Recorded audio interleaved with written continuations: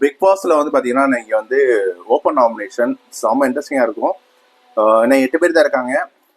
எல்லாருமே வந்து பாத்தீங்கன்னா இது வரைக்கும் யாரையும் நாமினேட் பண்ணிருக்காங்கன்னா ராணோ நாமினேட் பண்ணிருக்காங்க, ஜாக்லினை நாமினேட் பண்ணிருக்காங்க, அதுக்கடுத்து வந்து பாத்தீங்கன்னா ராயனை நாமினேட் பண்ணிருக்காங்க.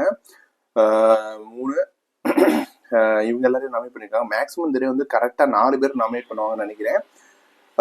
எல்லா வாரமே ஜாக்லின் வந்துட்டாங்க. ஜாக்லின் வந்து பாத்தீங்கன்னா விஷாலும் சௌந்தர்யாவும் வந்து பாத்தீங்கன்னா டார்கெட் பண்ணி அடிச்சிருக்காங்க. அதே மாதிரி விஷால் வந்துட்டாரு.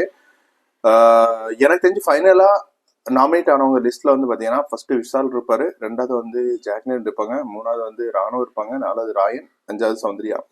இவங்க 5 பேருக்குள்ள தான் செம்ம காம்படிஷன் நடக்கும். செம்ம இன்ட்ரெஸ்டிங்கா இருக்கும்.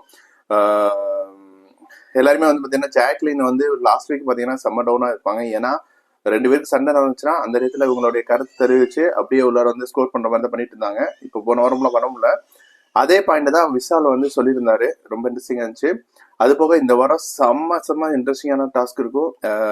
டிக்கெட் ஃபினாலே டாஸ்க் நடக்கும் போது செம்ம சேலஞ்சிங்கா இருக்கும். யார் வின்னாவனே தெரியாது. எல்லாருமே அவங்க தன்னுடைய முழு எஃபர்ட்டை வந்து கொடுப்பாங்க.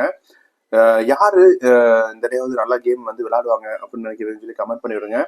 செம்ம டஃப் ஃபைட் இருக்குங்க. அதே மாதிரி சில பஞ்சாயத்து இருக்கும். எல்லாமே சண்டை போடுற ஆளுக்கு தான். ஸோ கண்டிப்பா வந்து செம்ம ஃபைட் கொடுப்பாங்க. செம்ம இன்ட்ரெஸ்டிங்காக இருக்கும்னு நினைக்கிறேன்.